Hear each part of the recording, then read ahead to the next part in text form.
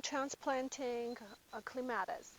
Um, just a quick background. So here last year I planted four clematis to climb on these two arbors right here. But I didn't realize how sensitive they were to the sun, so I almost lost all of them. As you can, this is a very hot, sunny area. We get afternoon sun here, so it's great for all the roses that are planted here. But clematis just really they don't like hot afternoon sun. Not, I prefer not to plant them in a hot afternoon sun. So I decided to go ahead and move them because they got really yellow and they just didn't do well at all. So I rescued them. Two I planted over the other side of the garden on an arbor to climb on the arbor, and it's a nice filtered sunny area, and I think they will be really happy there because clematis are very tricky plants, and my mom always struggles with them as well.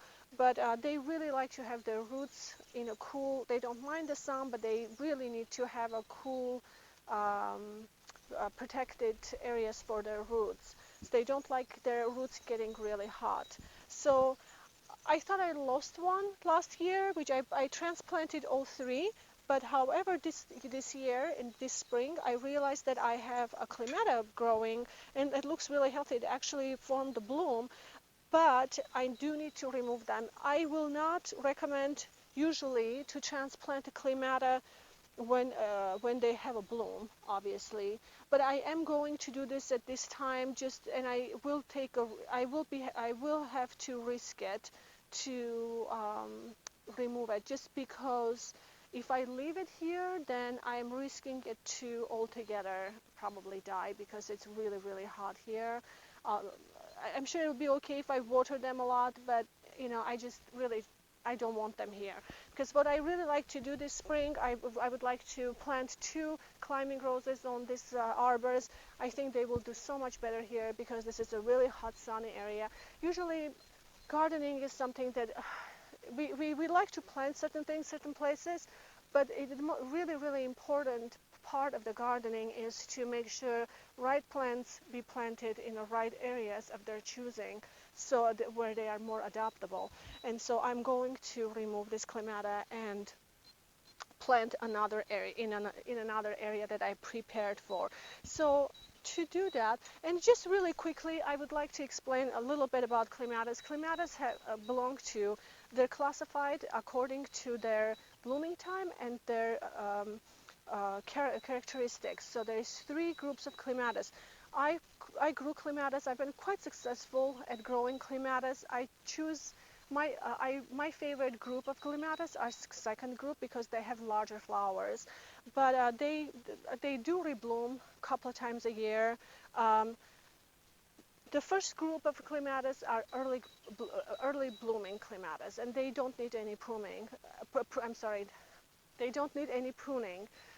Third group of clematis, you can actually cut them completely down and they will regrow the next year because they only flower on a new growth and not on an old growth.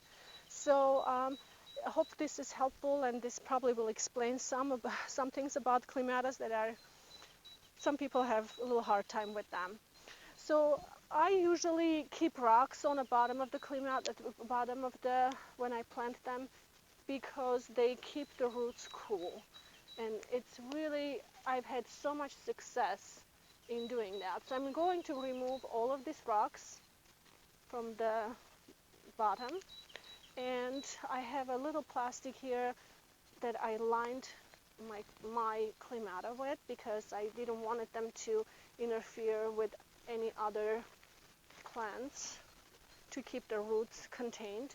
But you can see right here what I'm going to do. My goal is to go as far out from the roots as possible and try to take the clematis, all the roots of the clematis with the soil as possible, not disrupt them, and just plant them in another area. I should be able to do that okay without disturbing too much, but we'll see. So here we go.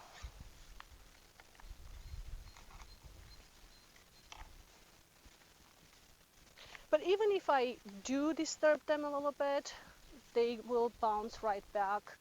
it's not going to be a big problem. I mean, I may lose this one bloom, but they will adapt and they will be okay in the end.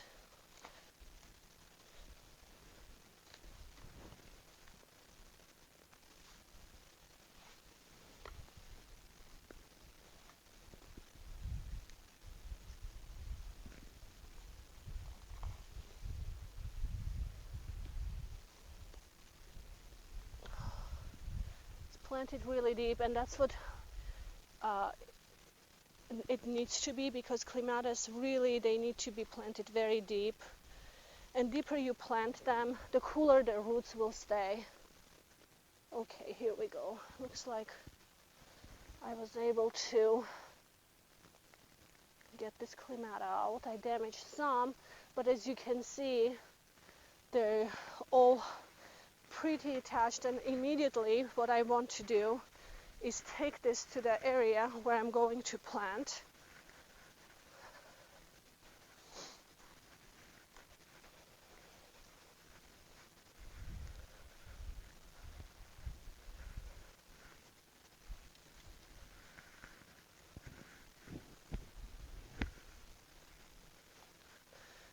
So I already prepared a soil and hole for the clematis, so I actually have to run and get my shovel really quick.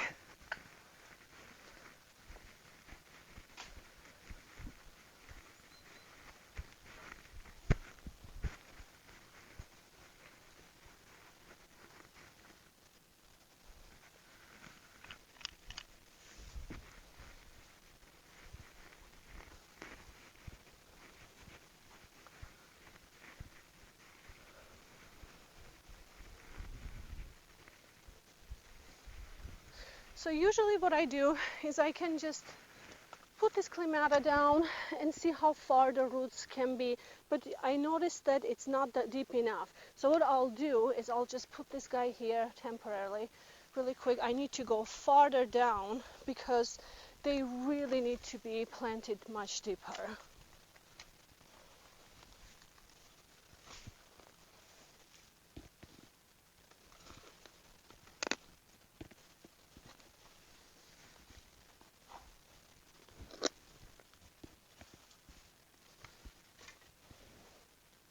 Okay, seems like this is much better. So I will try, I'll put this guy here. Oh, and look, this is great. This is just perfect. So I mixed a bunch of soil here with the compost, and my compost has a little bit of a sand in it, and it's really good to have that because it helps with the drainage. And what I'll do, I'll just put some on the bottom. This is how I do it. Also, I would like to add a little bit of a fertilizer to it. Maybe this works really well. I use for outdoors and for any of my perennials some slow release fertilizer. So I'll just put that some in the bottom. And this one is just dried manure, really. I found them in one of the local French stores. I love them. They're super inexpensive and they work really, really well. So, and I have such a big garden. I run through them so quickly, run out of the fertilizer so quickly. So, really like that fertilizer. So here we go. We'll put this guy right here. So,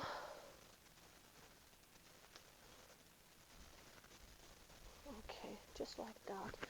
So I'm gonna bring some soil to hold him up for a minute here. So at this point, what I'd like to do is have the clematis to climb on this obelisk. What I'm thinking to do is to see if I can get this to go in now, because it just will be so much easier if I can make it.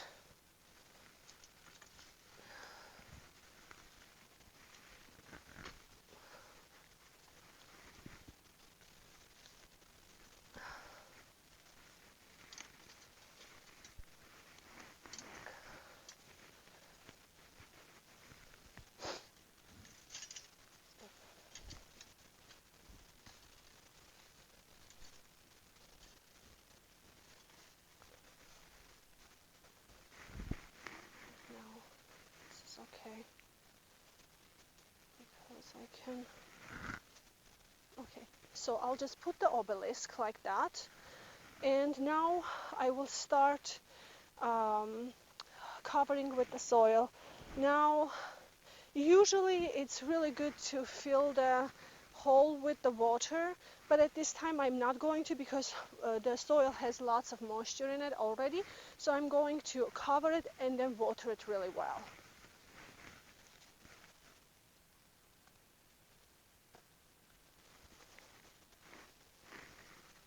I'm going to try to hold it with my head because I can't do both.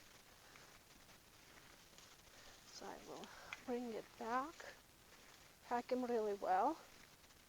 So the root ball, and then this soil right here I already pre-mixed, and this is all going to go on top.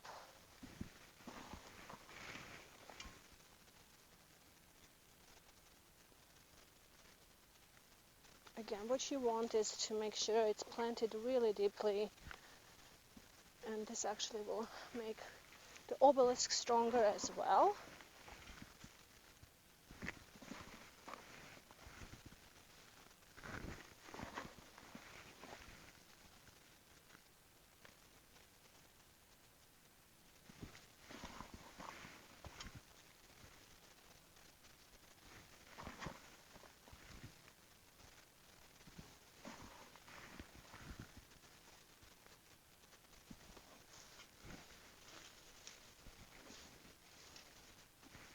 It's a little bit of a mess. I really like it in this corner. I think this area is just, there's nothing going on, and I have this little corner by my fence, so I figured it will be okay to have this growing here, because I can, when I come out this way and open the gate to come in this area, this will be just really beautiful on a obelisk. So at this point, and actually for the obelisk I can always tie just a little bit on a corner right here on this fence, and that will support it really well, even though it's a little, this one is not very strong obelisk, but it will do the job for me. So at this point I will bring and water my clematis really well. Then what I do normally, I cover the roots with the rocks, which keeps the roots of the clematis very cool, and that's what they really like. They will get quite a bit of a sun here, and especially as the sun changes the direction, they will get a lot of sun, but the roots will be very cool, and that's what they really like. I hope this video was very helpful, and if you liked it, please subscribe to my channel. And I will see you next time.